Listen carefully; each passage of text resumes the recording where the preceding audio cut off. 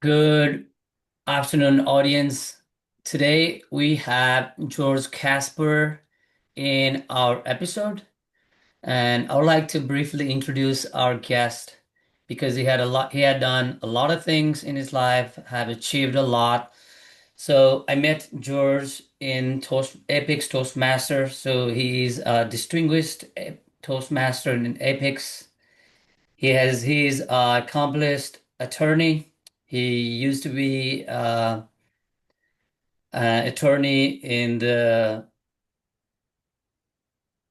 what was that? Corporate world? Yeah, he was attorney in the corporate world, and a few years ago he changed his career to be a criminal lawyer now. So I'd like to welcome our guest George Casper. George, welcome to the podcast.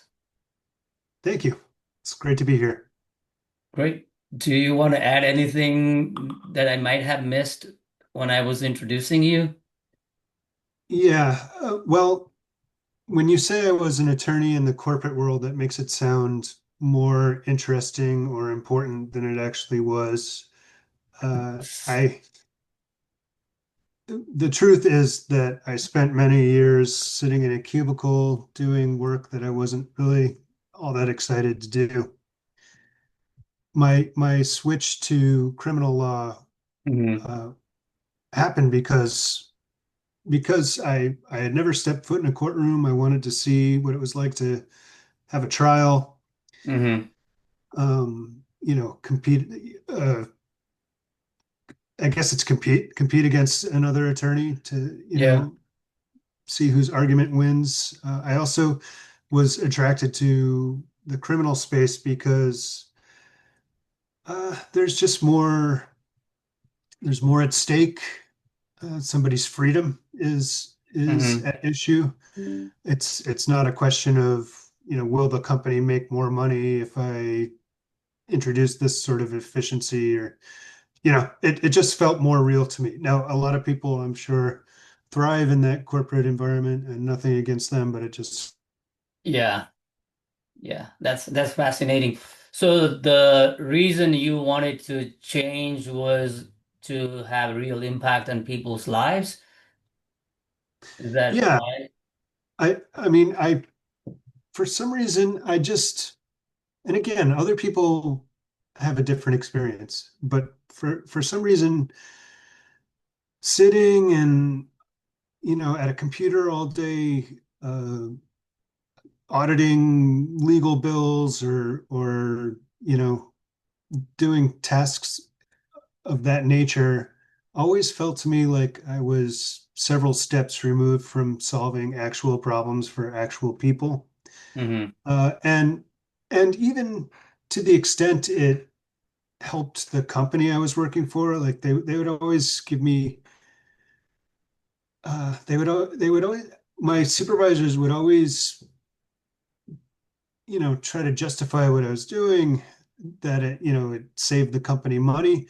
But the more I thought about it, the less I sure I was that it even did that. It when I talked, I remember having one meeting with a supervisor of mine, and he was we were always trying to figure out ways to show the company that we were saving the company money.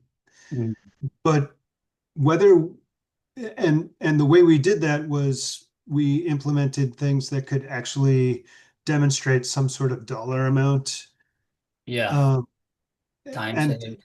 one of the ways we did that was through auditing legal bills that I worked for an insurance company, and we audited the legal bills that the law firms who represented the insurance company submitted to us.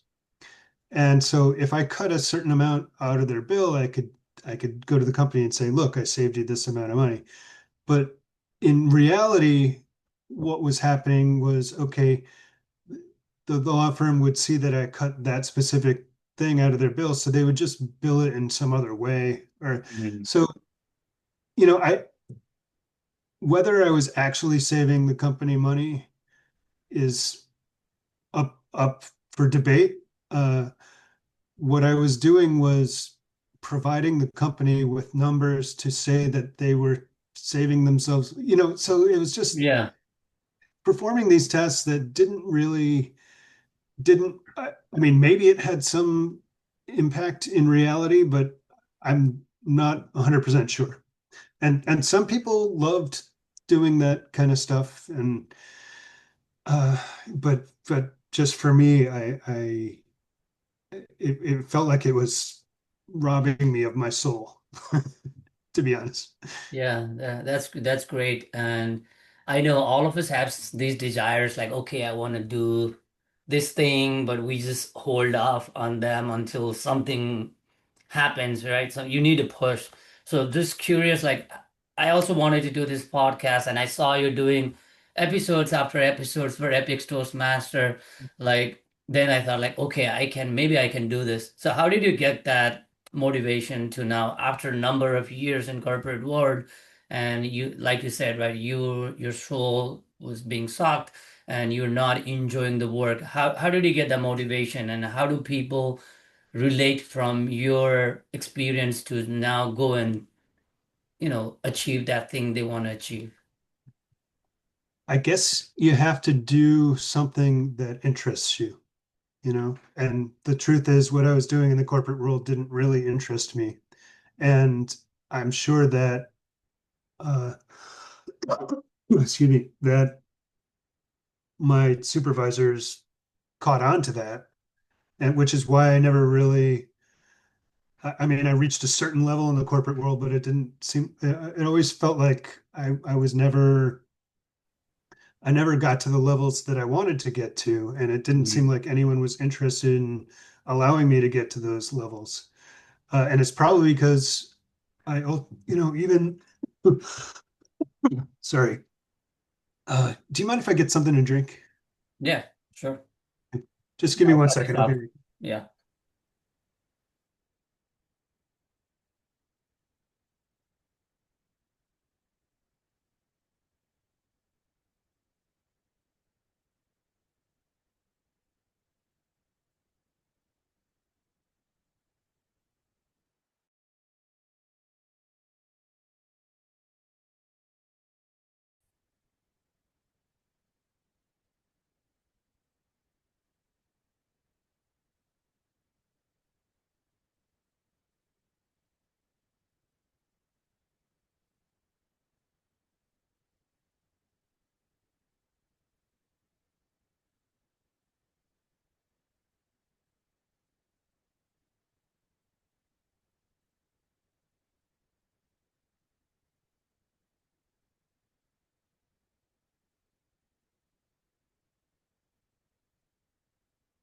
All right. Sorry about that. Yeah, no worries. Okay. So where was I? You can edit that part out. Yeah, you can start with how would people who want to achieve something get take action. Okay. So I think what you need to do is do something that you're actually interested in. Mm-hmm. For a long time, I felt like when I worked in the corporate world that, I had to pay my dues Mm-hmm. doing stuff that actually didn't interest me, and eventually it would pay off. And my ratings were always good. I always got good ratings. I always got along with the people that I worked with. Mm-hmm. My bosses always told me I was doing a good job and generating the numbers they wanted, but I still never like got to the next level. Okay. And I think I attribute that to the fact that I really wasn't interested in what I was doing, and my bosses probably picked up on that. Now, in terms of the podcast, why I'm able to just get started and produce episodes is because I'm actually interested in it, and I like. And the reason why I'm interested in it is I love being creative. I like writing. I like creating projects out of nothing, which essentially that's what the podcast is, and that just excites me. I also like getting feedback. And one of the unique things about a podcast is you get all this data back, like how many downloads you got and from what Hmm. countries people are down. We have listeners to the Apex Toastmasters podcast from Singapore for some reason. I don't know Oh, wow. why, but and maybe these stats are just not reflective of reality. Who knows? But I don't know. It still motivates me to see them. Yeah, So that's great. yeah. Great. Thanks, George. So I'd like to transition a little bit to the Toastmaster because that's how you and I got connected, right? When I first joined Toastmaster, I have to admit, I thought it was for people like me who was English is not a native language, right? I thought it was something like ESL where you would go and practice. And when I first came to this meeting, there was a lot of blend of native speakers, non-native speakers like me, and a diverse set of people. So I was just curious, like, how did you initially get up to Toastmaster? Why did you join Toastmaster, and how did it shape your leadership from Toastmasters? Okay. So when I started Toastmasters, I was working from home Hmm. and I really just wanted an excuse to get out of my house and have a place to go where I would be interacting with other people. So this was when? This was 2015, something like that. Okay, And so my job did not require me to speak public, to speak in front of groups of people. right. Even though I very much would have enjoyed that, it just wasn't part of my job. And going to Toastmasters when I first started really excited me because it touched on some primal fear that I had about being in front of a group of people and expressing myself. Mhm. I liked doing it, and I felt like I had a natural ability to do it. But when I was put in that position, I would definitely feel the adrenaline rush. Hmm. I especially things like table topics where I could sense that my turn to come might come at any moment. And as that moment approached me, Hmm.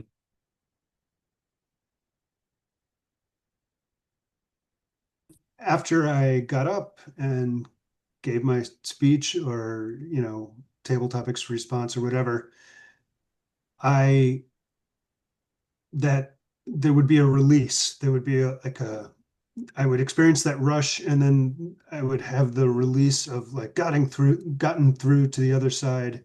I faced that fear and there would be like a catharsis kind of thing. So I really enjoyed that experience Hmm. of of feeling that even though there was some fear there, the experience of facing the fear and getting to the other side was very uh, maybe addictive. Maybe I don't know if addictive is the right word, but Yeah, you there carved for was more. it was cathartic at the very least. Yeah. That's great. And you said you joined 2015, and I've seen a lot of people join. They have a really nice stint. They finish few levels, and then and then life comes, right? Life happens to all of us. So over the years, how did you prioritize? Okay, Toastmaster is something I had to go because I've seen you almost every week, if not every other week, since I joined like 2.5 years ago. And how would you suggest people joining first to how do they prioritize when life gets into their way? I have this quality to me where, and it might be misplaced, but I feel a sense of loyalty to Hmm. things that, especially organizations that I've gotten something out of, which I feel like I got something out of Toastmasters. Hmm. That experience of regularly getting up there and facing that fear um, and getting to the other side of it, I've reached a point where I don't really experience that fear anymore. and that's been transformative to me and very valuable to me. And so I feel like I want to, so there were people there who created this environment for me to have that experience when I entered it. Hmm. And now I'm one of those people who's creating that environment for other people to have that experience. And I guess I attribute that to this sense of loyalty that I have that, if I got something out of the organization, Yeah. my loyalty dictates that I should be there to to allow it to be there for somebody else. Does that make Yeah. sense? I think that's great. So should I assume that loyalty part of thing it just keeps you going, and you also did a lot of roles in Toastmasters, like you became president, now you are VP PR, before that you were area director, you got your DTM. Is that how you attribute all those success, part of loyalty? Yeah, certainly the leadership roles, because that's not really my main motivation to be in Toastmasters.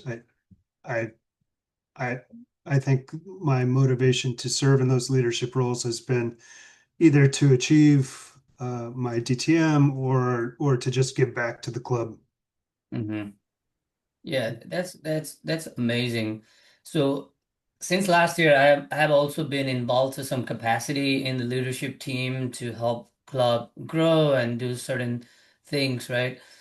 So how do we, as Toastmasters, you think, can help new people when they join, right? It's not just a place where you practice communication, but you can also develop your leadership skills. Is there a way that you can like pitch in like an elevator pitch, like this is how you can achieve, and this is so much more than just communication and coming speech and delivering the table topics. How do you think about that? How would I encourage someone to get involved? Is that what you're Yes. asking? Yeah. Okay. I don't know that you can encourage someone to get involved by giving them an elevator pitch. I think Yeah. they have to, I think they have to come and experience it and observe transformation in other people Hmm. and observe transformation in themselves. And I think that uh, witnessing that is what provides the motivation for an individual to be involved. Yeah, I think that's exactly my experience. When I first came, I didn't even know who did what. I was just excited to be there, and if I have a role, I would do it and still come there week after week. So now going on a leadership role, it just gives you a different perspective on how you can give back to the club. So glad to hear we are on the same page there. Mhm. In Toastmasters.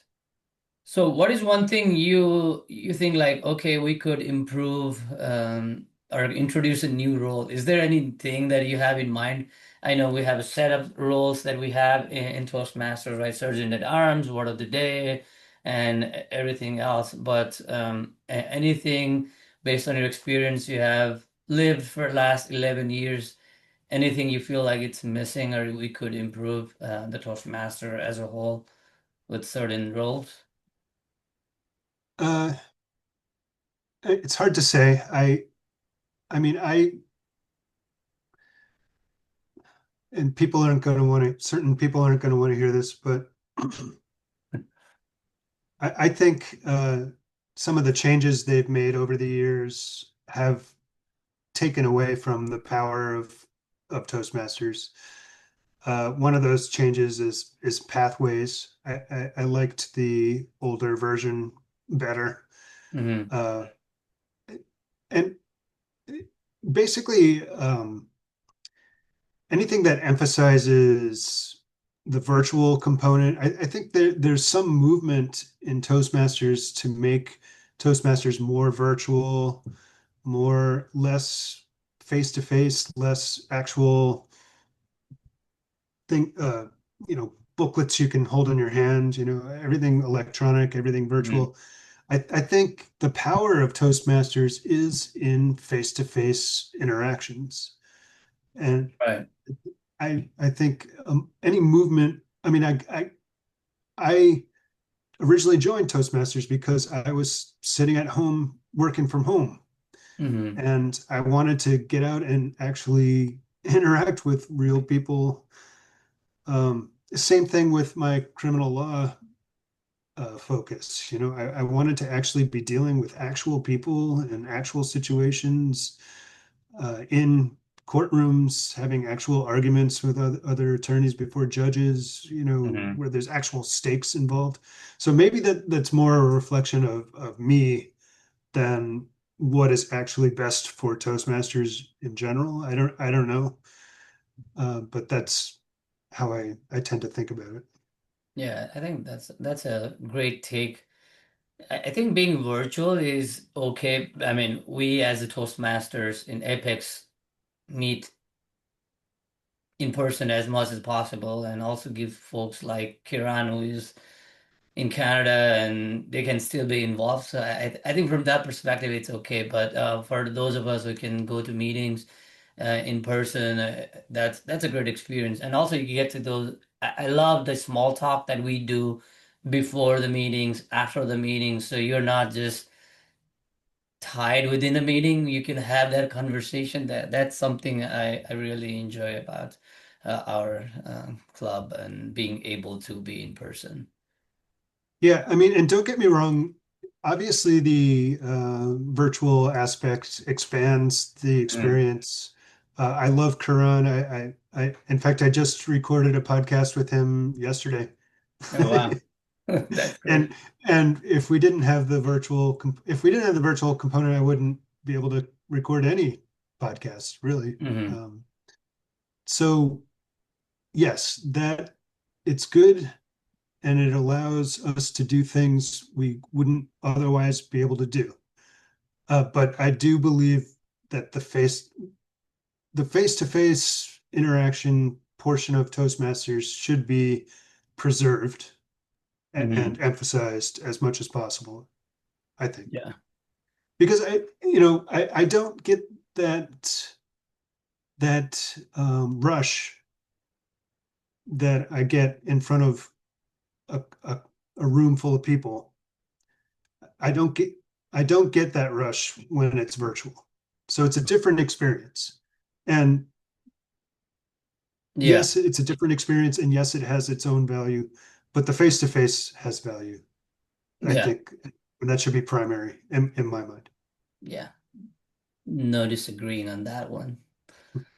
So I have listened to a lot of your speeches, and two speeches just come to my mind as you were talking. So you had a speech called the two gifts where we talk about the R counter and giving the credit where the person says word of the day and also keeping account of all the filler words we do, right?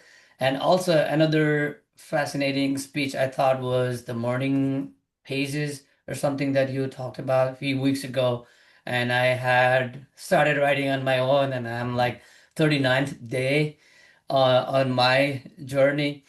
So that I just want that side with the discipline, right? So how do you, what does discipline mean to you and what daily, weekly practices do you have so that when you are pursuing your goals, you have that disciplines in order so it's easy for you to go and achieve those things?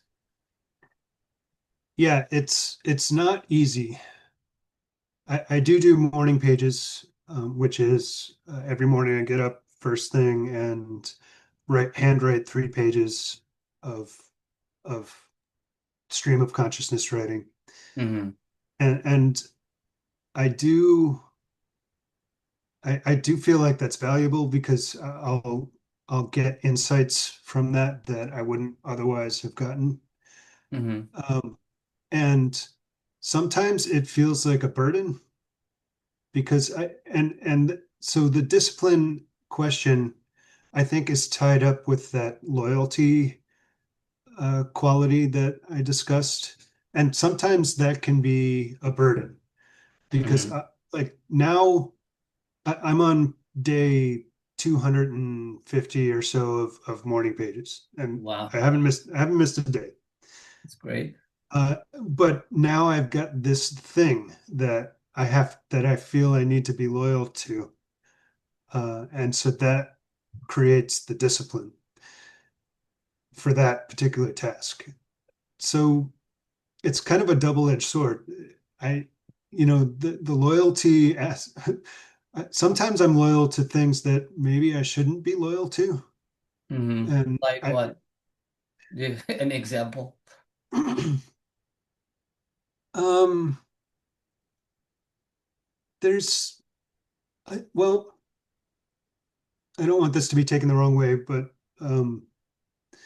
I feel a loyalty to the United States Hmm. or to the Catholic Church.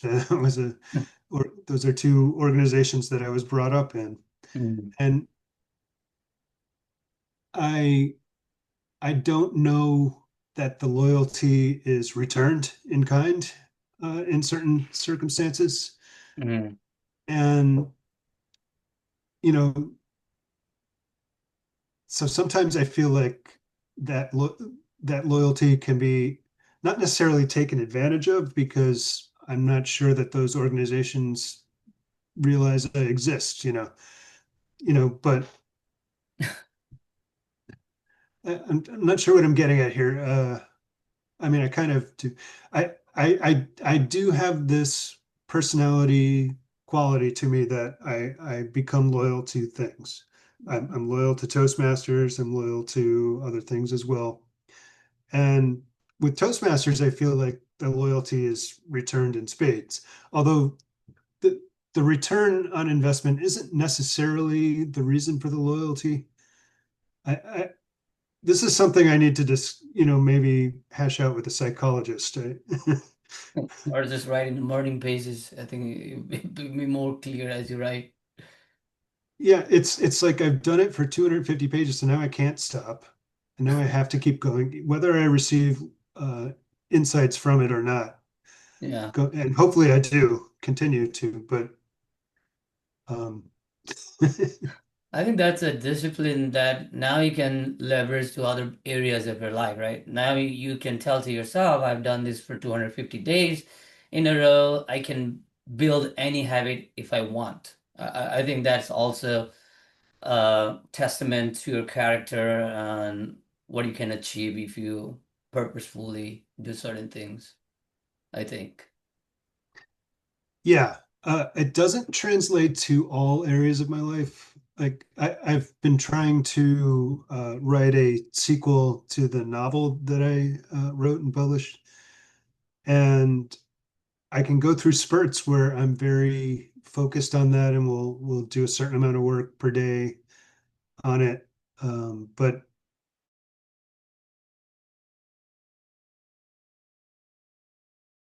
I will eventually get back to it.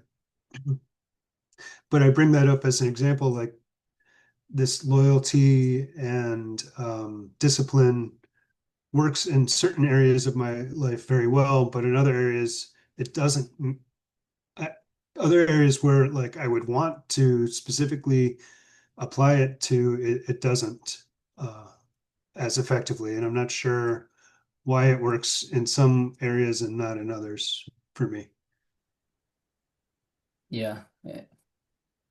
That's that's something we can all relate to, right? We can do certain things very easily, and some things it's so hard. So I appreciate your insights on that. Okay, let's see what other things. Do you have any specific things you want me to ask? Are you I just want to make sure I want to have that conversation that's meaningful to you. And Uh-huh. Uh, I don't know. Just keep going. okay, cool. So George, as you're talking, going from virtual to in person, and then you also had a transition on your own career. How much you think Toastmasters, public speaking, did help you take that leap of faith from going from your corporate world to the criminal lawyer? Do you see yourself like improving or becoming a better communicator as you go to the court and advocate on somebody's behalf? Yeah, two things. First and foremost, the willingness to be able to face the fear of getting in front of somebody Hmm. or a group of people and expressing myself and doing it regardless of whether the adrenaline spikes. Just having the willingness to get up there and do it. That definitely helped me in my transition because when I first started criminal law, I didn't really know what I was doing. I Hmm. would get in a courtroom and I would learn by making mistakes. I Hmm. would, but I had to be willing to make the mistakes, to get up there and be willing to face that fear and then learn from that mistake, which is something when I was a kid I was not willing to do. For whatever reason, I was very shy and reserved and very unwilling to put myself out there to make a mistake because I would I would feel humiliated if I did something, if I tried to do something and didn't succeed. I, Right. I would I would feel humiliated, and at some point I decided I didn't want to feel humiliated anymore. Hmm. Um, but that was a bad decision to make because if I'm not willing to put myself out there and make mistakes, then I can't learn from my mistakes, and so I never get better. Yeah. I never actually gain mastery over whatever I'm afraid to do. So Toastmasters, I think, was instrumental in priming me to be able to put myself in situations where I I could potentially fail, but also to learn from that failure. So to be willing to get out there and fail and to Hmm. be willing to learn from that mistake in order to move past those situations and gain mastery. So that I never would have made the transition to criminal law, I don't think, if I hadn't gone through Toastmasters. So that's one thing. Hmm. The other thing is about communicating better. It's basically the same thing.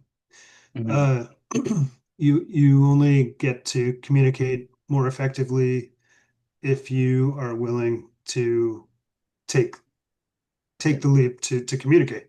You know, and if you're Right. afraid to do it, then you will never have that experience, and you will never get better. So Yeah. you got to be willing to face the fire and learn from mistakes. Right. I think is the answer to that. Yeah, I think that makes sense. And one thing I'm curious is, right, all of us have been hearing like go make mistakes, get up, learn from it, and fail fast, learn fast, kind of culture.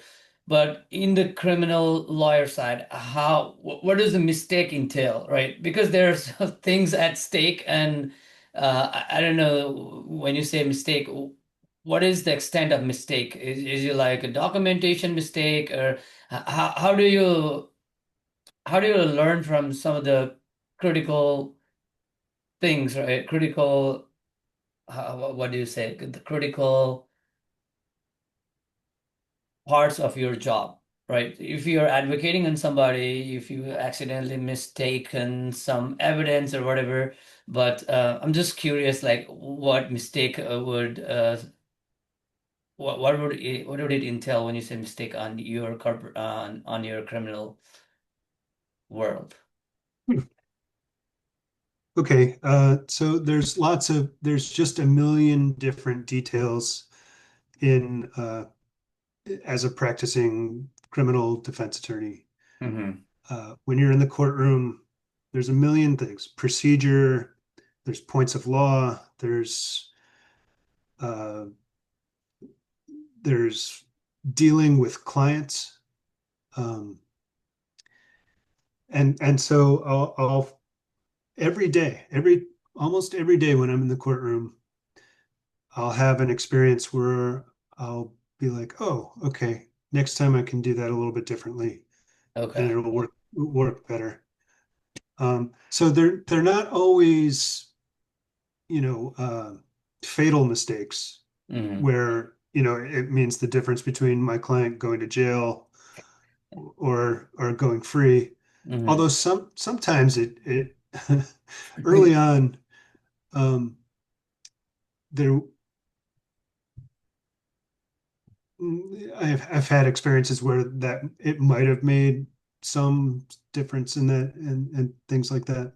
But usually it's little details where like in a trial, Hmm. I'll think I could I could cross-examine the state trooper. I could present the question a little bit differently so he didn't have a way of weaseling out, you know.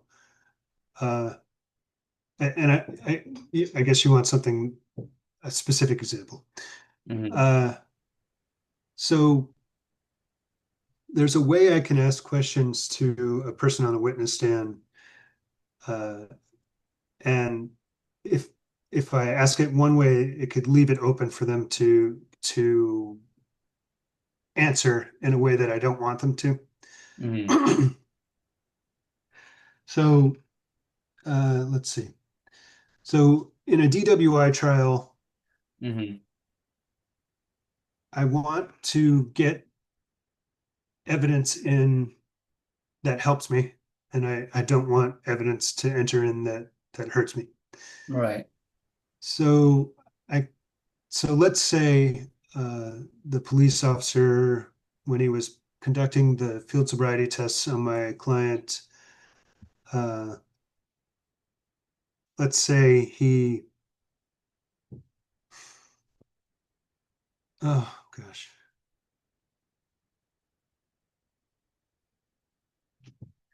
I'm trying to think of a specific example, and I'm Yeah, going it's fine blanking. if it doesn't come to your mind. You just But essentially, it's like, I could ask a question in a certain way, and Hmm. it would narrow it down where he would only be able to answer in a way that I would want him to. I could say, like, in your report, you didn't make any mention of this, and he would have to say, yes, that's correct. Whereas I could say, what did you say in your report about this specific thing? And they could go Hmm. off in a bunch of different directions. So I don't know. It's just little details like that, um, and and I can learn them academically prior to being in the position where I'm sitting in a chair in a courtroom.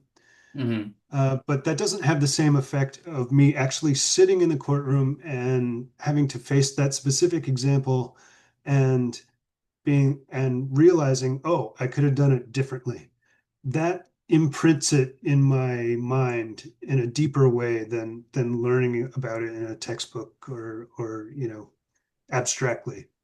Does that make sense? Yeah, yeah. So those So kind of it's like, experience, right? Those questions, when you think like, okay, I could have asked those differently. Do you go and write them down so next time you use those format, or it just goes in your brain directly, so next time you just use that format? yeah, it's burned into my brain, That's great. having been through that. Cool. I think there had been, I don't know if it's my Did I cut internet. out there for a second? Yeah, maybe it's my internet. I'm not sure. It happened a couple times. Hopefully the video does not freeze. I'll edit those, so I think it's cool.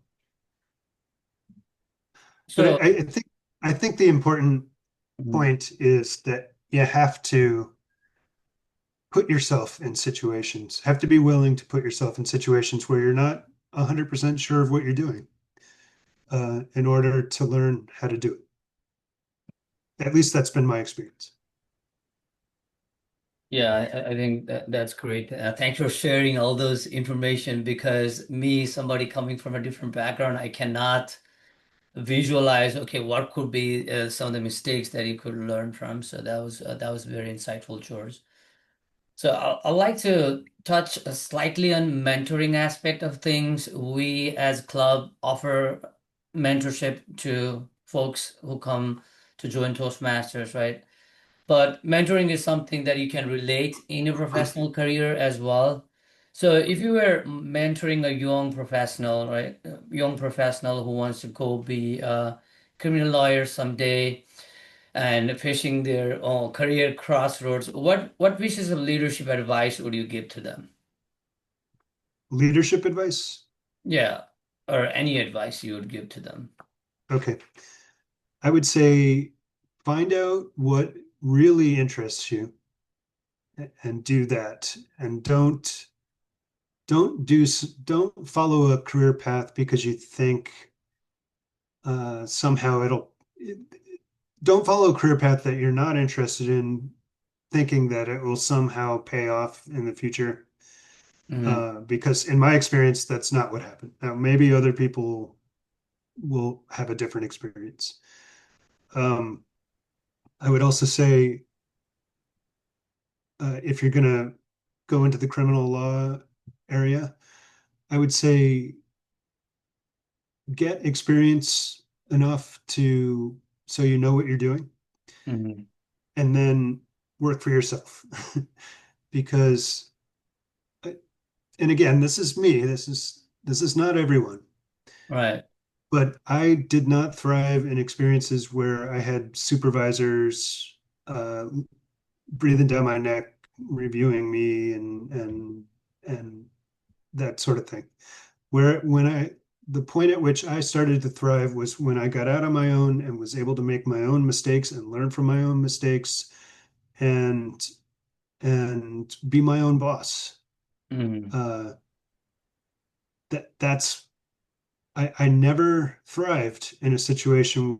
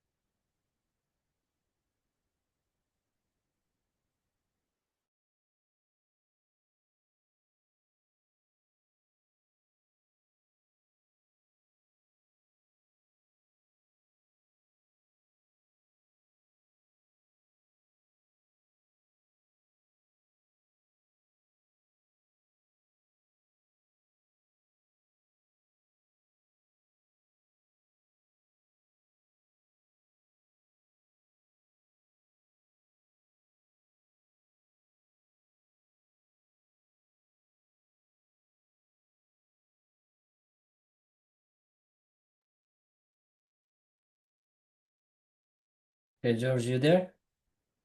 Yes. Can you hear Uh, me? yeah, I can hear you, but I can't see you yet. Yep. Oh, that's because my camera's turned off. Okay. Okay, I think I might have to revise, re-answer that question. How would you help? Because it got caught and I don't know when it stopped. Okay. Can you repeat the question? Yep. Let me see. Just a second. So the question is, how do you help people, young people who are just starting their career and give advice and achieving anything? It could be on your criminal lawyer. How would somebody starting a lawyer on corporate or just graduating out go and do the criminal lawyer? Okay. Well, the advice I would give is uh, first you got to learn you got to know what you're doing in the courtroom. And the only way you can do that is by experience. So you got to get that experience. And maybe that means working for a firm to start out with so that you have a way to enter into that. Because I don't think I would never have done it on my own without having someone at least show me the basics. And Mhm. that's what I have. I have a mentor who was able to show me the basics. We have kind of a unique relationship in that, I mean, technically I'm working for a firm, but in reality, I'm out there by myself. I don't really check in with her all that much anymore. Okay. So anyway, you got to learn the ropes, and so that might mean working for somebody else in the beginning. But I think eventually you got to work for yourself. At least if you have a temperament like mine, because I never thrived in a corporate situation where I had someone supervising me and expecting certain things from me on a daily basis. I only truly thrived when I was out on my own, working for myself, and was my own boss. Mhm. Yeah, one thing I always think is we as humans, we don't have a natural tendency just to raise our hand and go ask questions to anyone else, right? How would people find mentors? And how important is mentorship? You just said somebody showed you the way, but there is still majority of us who don't have a dedicated mentor, somebody who we can go and express and ask questions. And how do you encourage those? Folks to have a mentor and why? Yeah, a mentor is definitely important. And if your question is how do you find a mentor, Hmm. uh, I, I, I mean, it was kind of random how I found my mentor. We knew each other because we were both a part of a different organization, Hmm. not law related at all. And but we found out that we were both attorneys, and she Hmm. was a criminal lawyer, and I always been interested in criminal law. And so it just sort of happened by happenstance that she guided me into the practice of criminal law, and she was willing to take the time to take me under her wing, and it, certainly in the beginning to get me started. And then once I reached a certain point where I knew enough Hmm. to continue and learn from my own mistakes, then I was able to go off on my own. But so she was very important, and I'm very grateful to her Yeah. for what she did for me. But I think it was just divine intervention that we came together. I don't know that I could tell someone else this is how you find a mentor. She just Yeah. appeared in my life and it happened to be a time when I could use her. And Yeah, that's amazing. Even in Toastmaster, when I first came in and I met Bob and we used to meet every week and somebody who has walked the path and giving you the vision like this is what you have to, what you can achieve, this is what you can do, these are the reps you need to do. I think having that resource is amazing. And yeah, it would be nice if there was an easier way in like real world, or even I don't remember any courses or anything in grad school or even PhD, like you need to have a mentor to be successful. I did not run across that concept until I started reading some self-help books on how can you be the better version of yourself. So I think having that perspective to the young folks when they first start out to reach out for mentors and learn from people who already on that path, I think that'll be great. yeah, again, I mean, in Toastmasters, we have a mentorship program, Right. so you can be set up with a mentor. Although I don't know that I've had much luck with that personally, Hmm.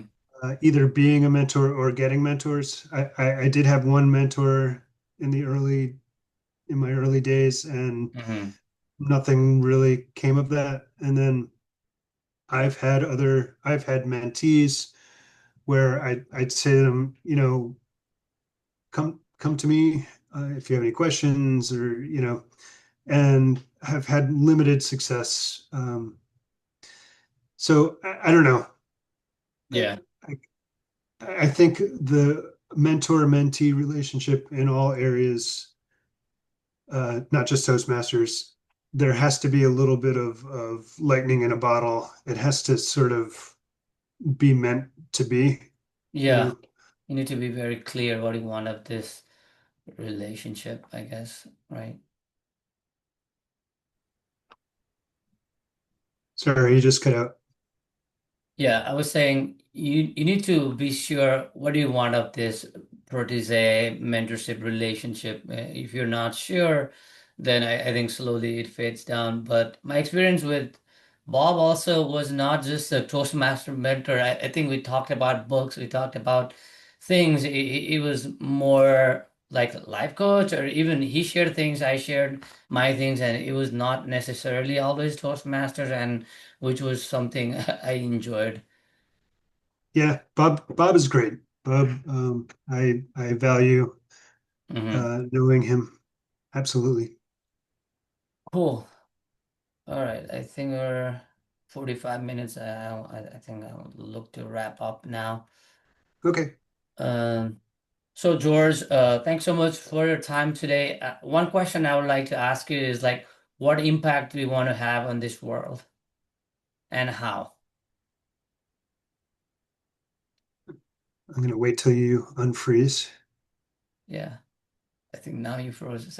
Yeah, my internet is so spotty today. He's still Yeah, yeah, not sure if it's you or me. I don't know.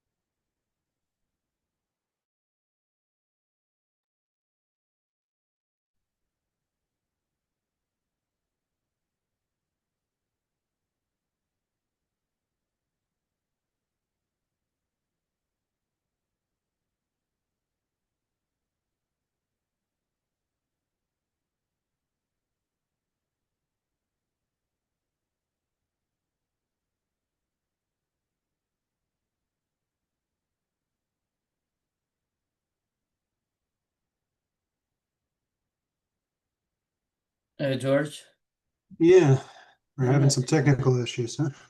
I don't know if it's you, me, or whatever.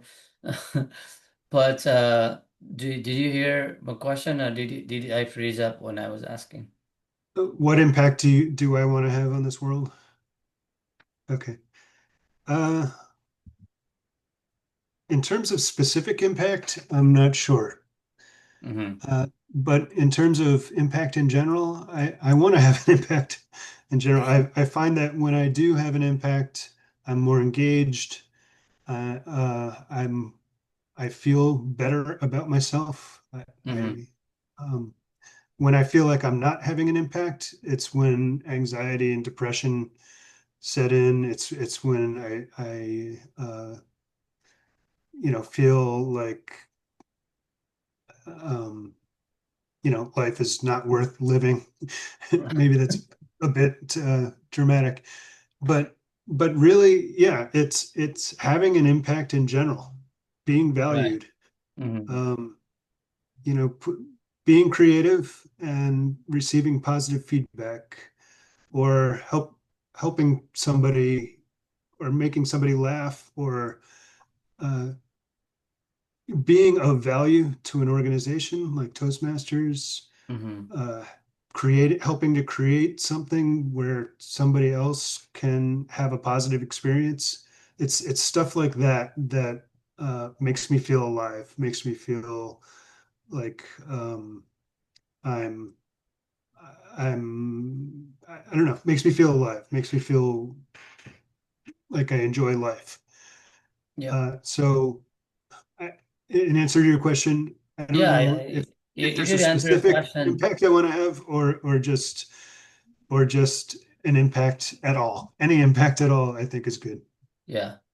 One of the things people say like I think the impact for a million years or even Gen Z is like everybody has to do something that's like out of the world and I think like that race for creating an impact is just impacting other areas of life, how you live and things like that. So I think that's fascinating how we are ingrained that you need to have that impact worldwide and have to have a name for yourself. I think it's too much overkill from my perspective. All right, George, thank you so much for your time today, and I'll talk to you later. Okay, thank you, Janesh. I enjoyed it. Thanks. All right. Yeah, I don't know how we did. We'll just go ahead and revisit. But thanks, George, for your time. I I think it's frozen again. And Yeah, here we are. all right.